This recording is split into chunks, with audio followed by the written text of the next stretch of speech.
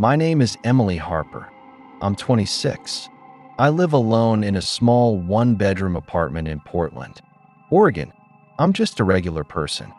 I work at a local bookstore, love iced coffee, photography, rainy days, and my cat, Machi.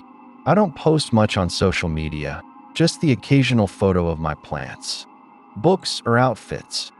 3 months ago, something changed. It all started with a like, not just any like. A like from someone who wasn't following me. I noticed because it was a photo from 2 years ago, a selfie I'd taken at a park. It had barely any engagement, so the sudden like stood out. His username was at Tommy in the Dark. No profile picture, 0 posts, 1 follower. I ignored it at first. Probably a bot or a weird lurker. I made my account private after that, just to be safe. But before I did, I noticed something. He had liked nearly every photo I'd ever posted, even the one where I was standing in front of my building. I remembered that shot. It was a blurry mirror pic taken through the reflection of my front window. Somehow he'd found it, liked it. I blocked the account. The next day, a new account, at Eyes on Emily, requested to follow me. I blocked it too, and then another, and another. All of them with 0 posts. All of them liking my old photos. Some accounts had names like Watcher Emily or I Like Your Cat. Each time I blocked one, another one showed up. I stopped posting. I deleted old photos. I even uninstalled Instagram. I thought that would be the end of it, but that was only the beginning. A week passed without incident. I felt safer. I kept Machi close, drew my curtains earlier than usual, and stuck to daytime shifts at the bookstore. Then, one night around 2:30 a.m., I heard a soft tap on my bedroom window. I froze. My apartment is on the 2nd floor. There's no balcony, no ledge, just empty air and then the street below. Machi was already sitting on the windowsill, staring at the glass, tail stiff, ears up. I grabbed my phone with shaking hands and turned on the flashlight. Nothing, just rain droplets sliding down the pane. No face, no shadows. I didn't sleep the rest of the night. The next morning, I checked my email and found a message in my junk folder. From, "You can block me at darkmail.com. Subject, cute pajamas."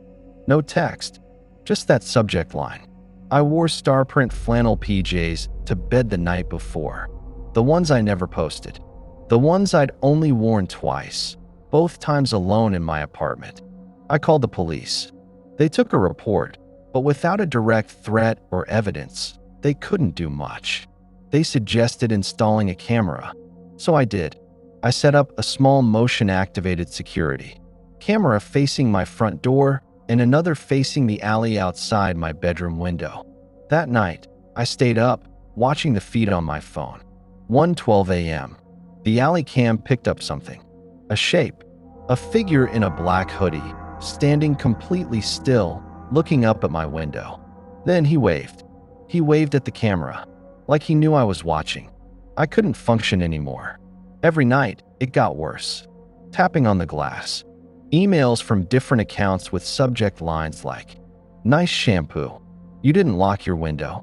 Machi's cute when he sleeps." I moved all my furniture to block the windows.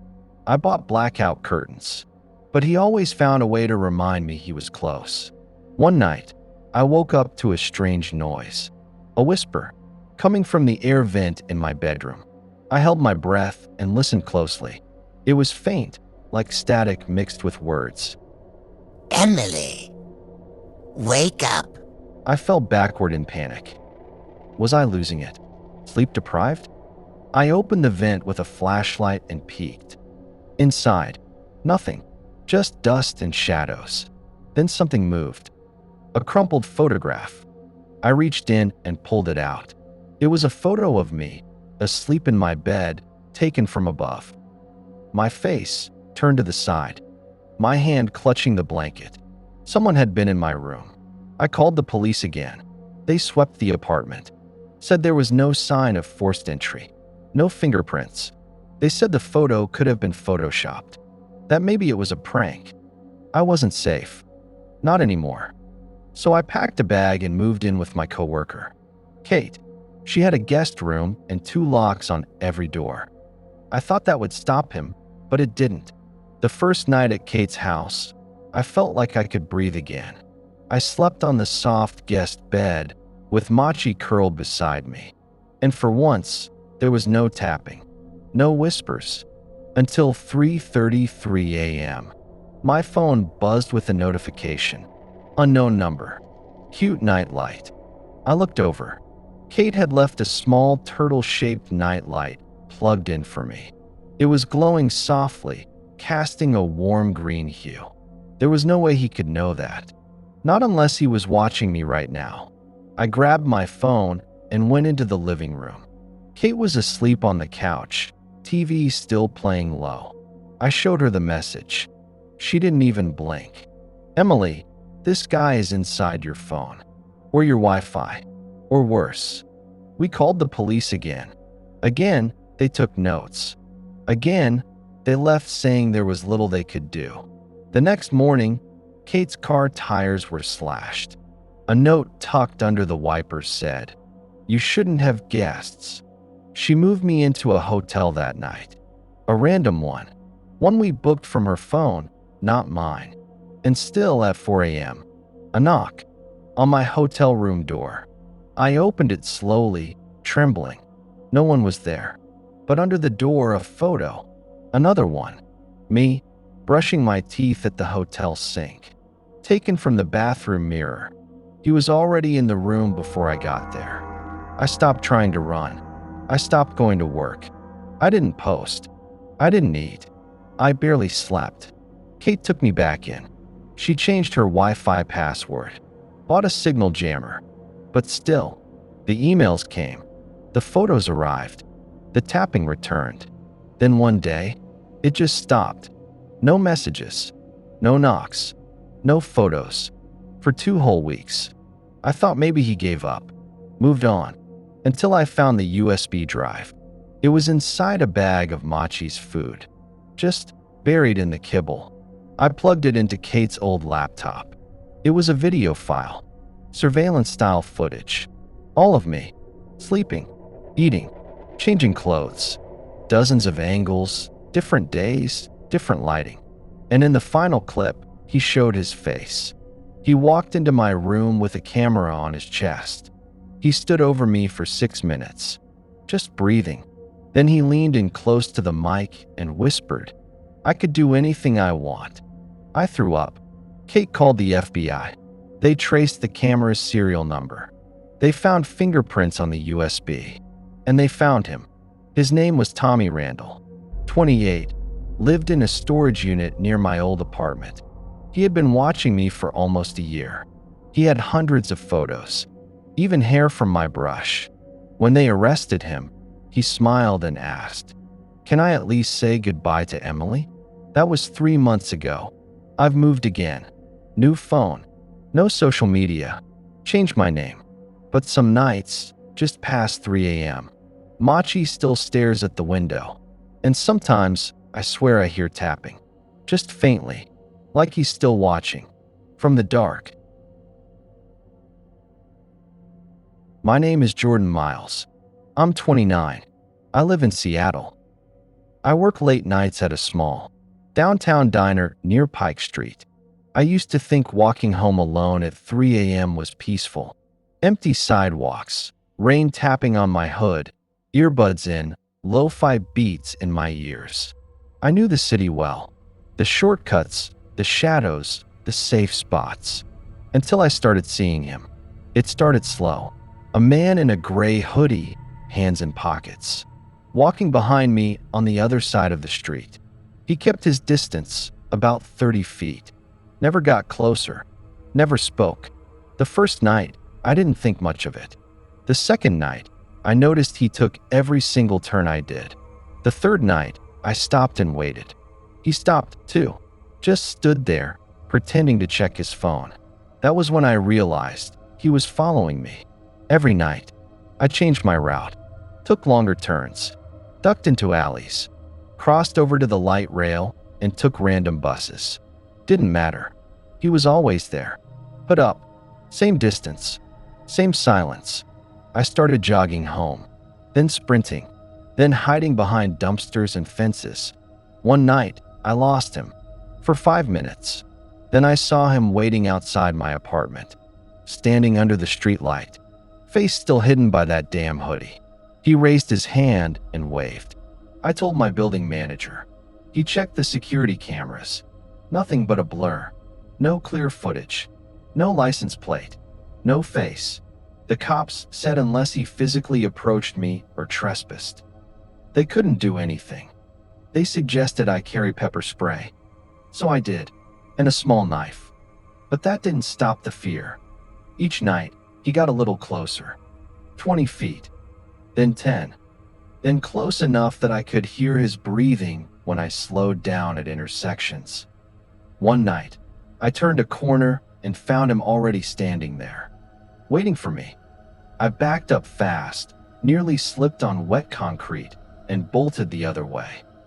My lungs felt like they were on fire. When I reached my apartment, he was nowhere to be seen. But the next morning, I found a note tucked under my door. It said, "You look scared. I like it." I didn't sleep that day.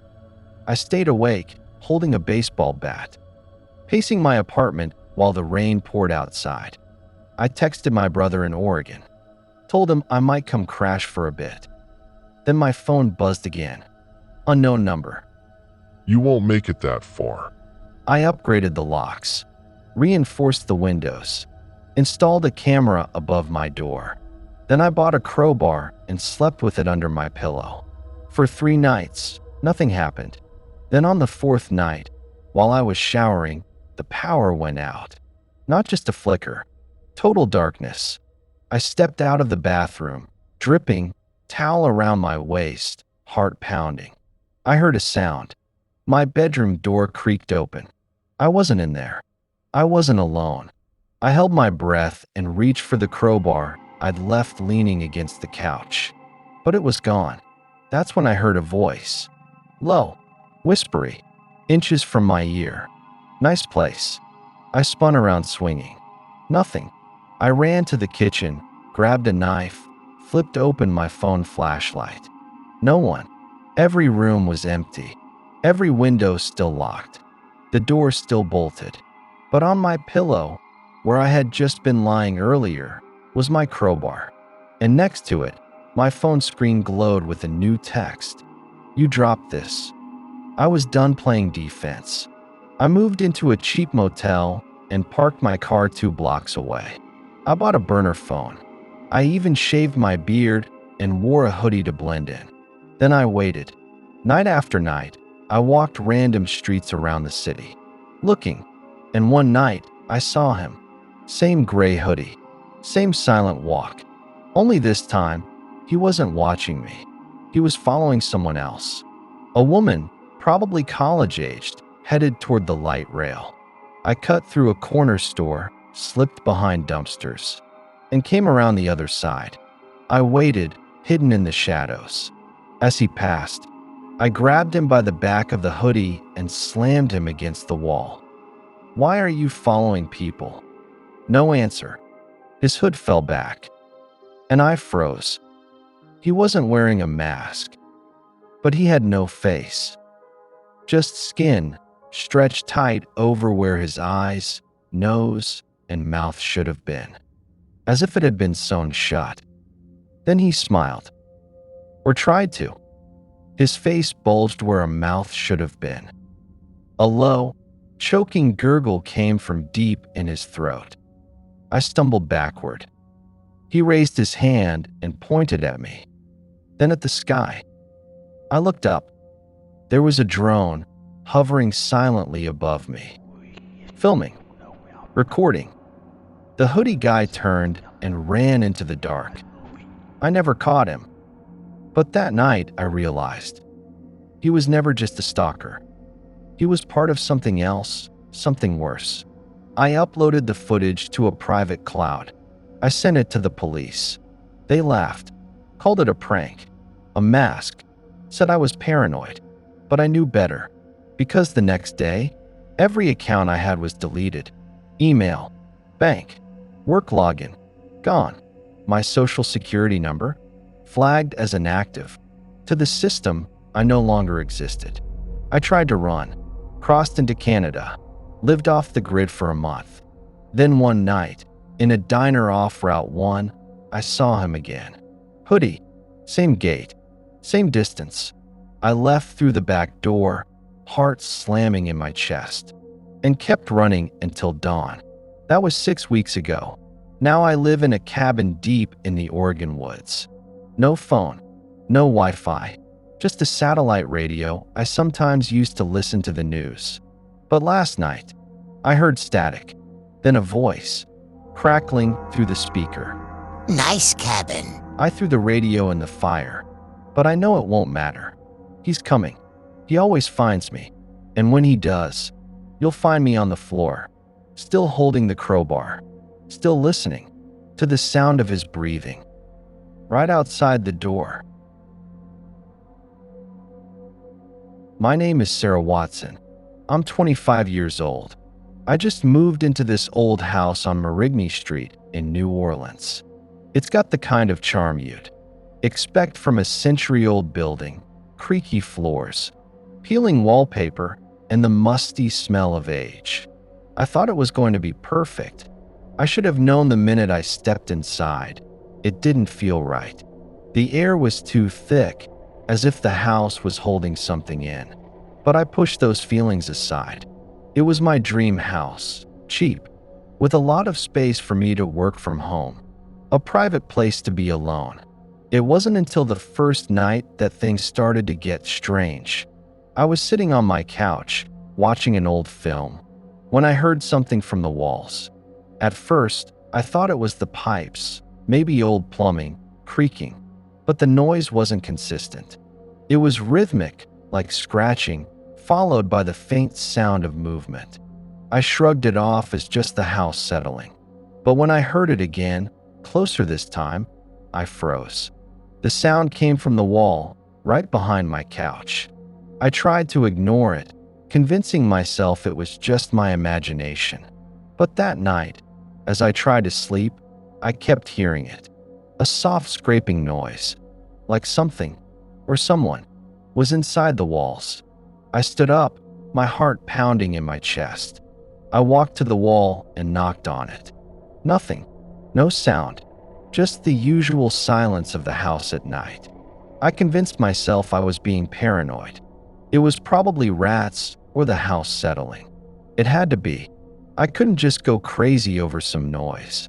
But then it started again, and it was worse. It was like something was moving in there, scratching, slithering. That's when I heard it. A soft whisper, barely audible but unmistakable. Sarah. I felt the hair on the back of my neck rise. I whipped my head around. No one was there. My breath hitched in my throat, and I stumbled backward, tripping over a chair as I ran for the door. The next few days were a blur of terror. I couldn't shake the feeling that someone was watching me. No matter where I went in the house, there was always that feeling of being observed, of being watched. I kept hearing the noises from the wall, and now I was sure it wasn't just rats. The sounds were too deliberate, too human. One night, after a long shift at work, I came home to an even stranger sight. The front door was slightly ajar. I froze. The door had been locked when I left. I reached for the knife I kept in the kitchen drawer, feeling my pulse quicken, my fingers cold and shaking as I gripped the handle. Slowly, I stepped into the house. The sound of my footsteps echoed through the empty rooms, the silence hanging thick. I made my way through the living room, my heart pounding in my ears. And that's when I saw it. On the floor in the middle of the room was a piece of paper. I bent down, my hands trembling, and picked it up. I see you. That was all it said. I dropped it immediately and backed away, my mind racing. Who could have been in here? How did they get in? I searched the house, checking every room, but nothing was out of place. It was almost like the note had appeared out of nowhere. Then I heard it. The scraping. Again. But this time, it wasn't in the walls. It was in the ceiling. I looked up, my breath caught in my throat. There, in the corner of the ceiling above me, a small hole was opening. A line of cracks ran through the plaster, slowly widening. And from it, something emerged. I couldn't see clearly in the dim light, but I saw a hand. A pale, bony hand with long fingers. It was reaching down. Before I could scream, the hand retracted, and the hole in the ceiling slammed shut. I stood there, rooted to the spot, my heart thudding painfully in my chest. I wanted to run, to scream, to call for help, but the house was silent again. Too silent. That night, I couldn't sleep. I stayed awake, listening, my ears straining for any sound. And then I heard it again. A whisper. Sarah, I'm coming for you. I couldn't take it anymore. The noises were unbearable, the whispers getting louder every night. I called a contractor, asking them to come check the house for any signs of damage or rodents. Maybe the walls were just unstable. Maybe it was a problem with the plumbing or electrical wiring. But when the contractor arrived, he didn't seem worried. He checked every room, but found nothing. He went into the attic and the basement. No one was there. As he was leaving, he mentioned something that chilled me to the core. This house, it's old. Sometimes the walls, they can hold memories, dark memories, of those who lived here before. I tried to laugh it off, but that night, I couldn't ignore the feeling that something was inside the walls, watching me, waiting.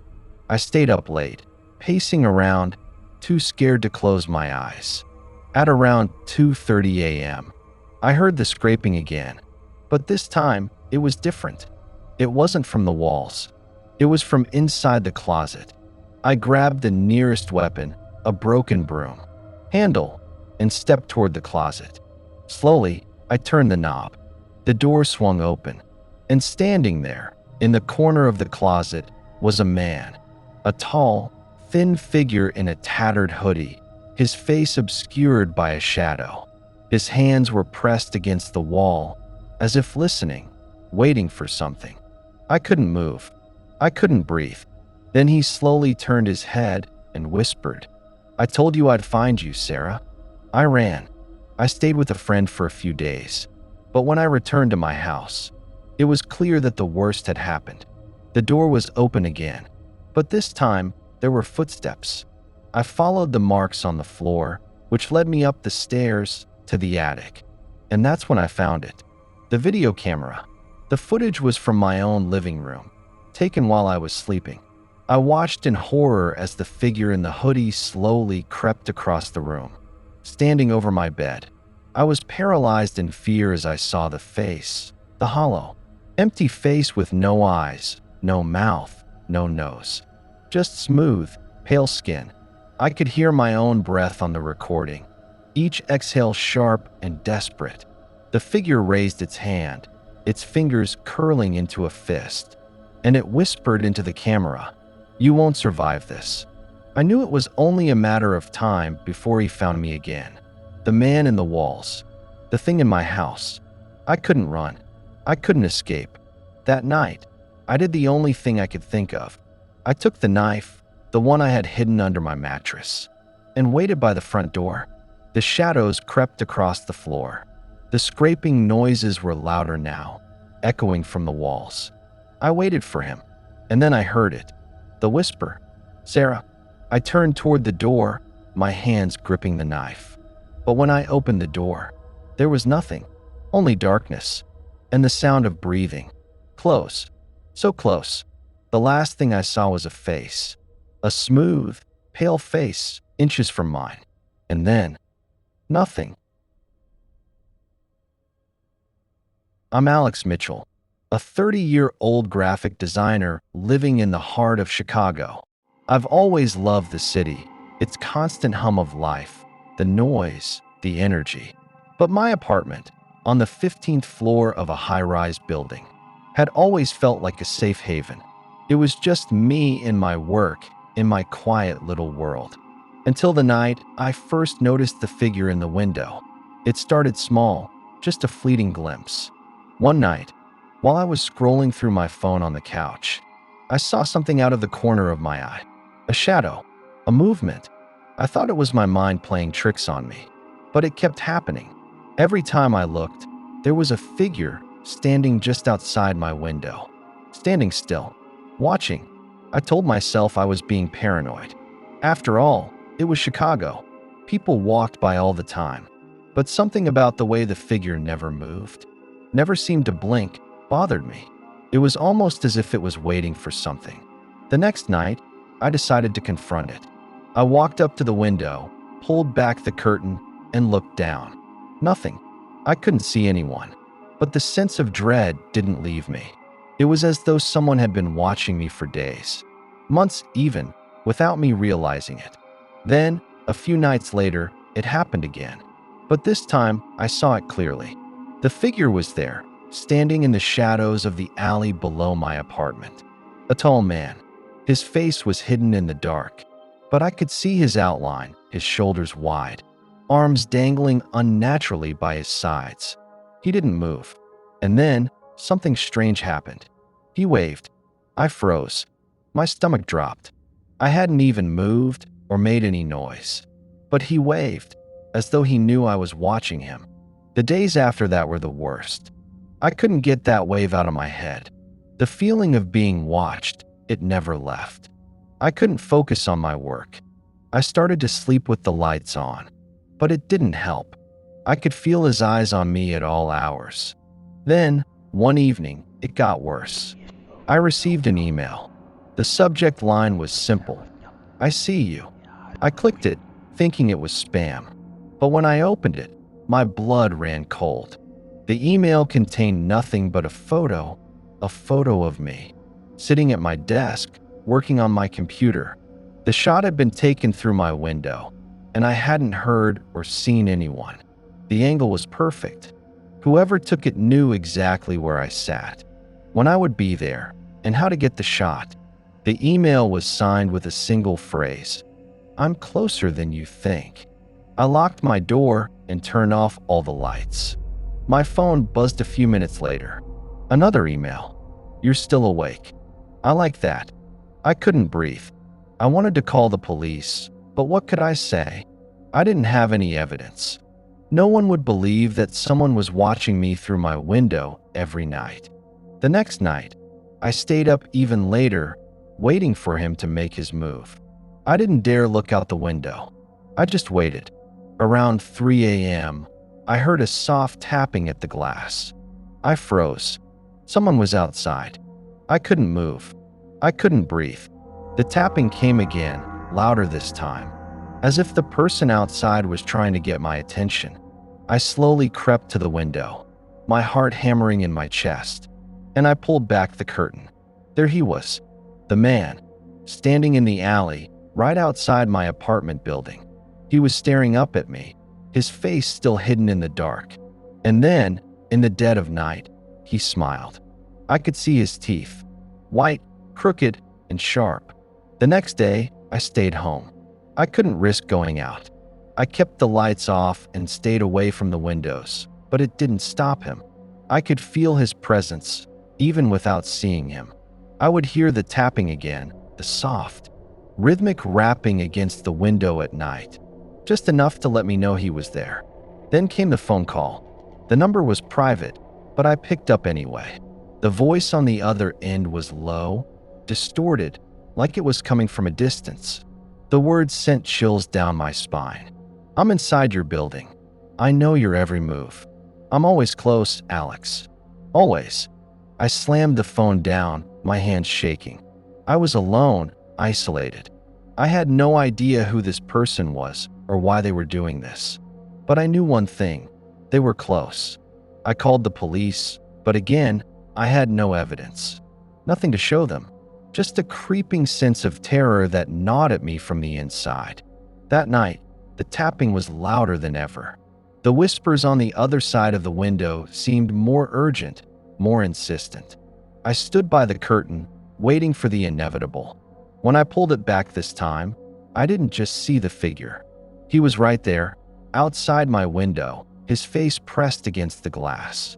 His eyes were wide, unblinking, and his lips moved as he whispered, his breath fogging up the window. "I'm inside, and I'm coming for you." I couldn't take it anymore. My apartment had become a prison, my mind a constant buzz of paranoia. Everywhere I looked, I felt like I was being watched. I stayed up nights, peeking through the curtains, but the figure had become elusive. He was always there, just out of sight. I could never catch him, but I knew he was watching. I moved to the front door, peering through the peephole. No one was there, but when I opened it, I found something that froze my blood. A note, written in jagged, almost unreadable handwriting. It said, "I see you, and you're mine." I turned around, my pulse pounding in my ears. The air felt thick. I rushed to lock the door, but before I could get to it, I heard something, a faint scraping sound coming from the window. He was back, the man in the shadows, the one who knew everything about me. But now, he was closer than ever. I didn't sleep. I couldn't. The house felt like a tomb, suffocating me, closing in on me. Every crack in the wall felt like it was watching. Every creak of the floorboards felt like it was a step closer to the end. Then, one night, I did something I regret. I decided to confront him. I waited until the dead of night, when the silence was thick and crushing, and then I slipped outside, creeping into the alley where I had seen him. The wind howled as I turned the corner, my eyes scanning every shadow. I was desperate to find him, to end this nightmare once and for all. And then I saw it. The same man, standing in the shadows. His face was still hidden, but I could hear his breathing. I rushed toward him, adrenaline flooding my veins, only to stop dead in my tracks when I saw what he was holding. A mirror. He was holding a mirror, showing me myself. But the reflection wasn't me. It was someone else. Someone I didn't recognize. A man, dressed in a dirty hoodie, standing right behind me. Before I could turn around, I felt something cold on my shoulder. The last thing I saw was the reflection in the mirror. A black shadow,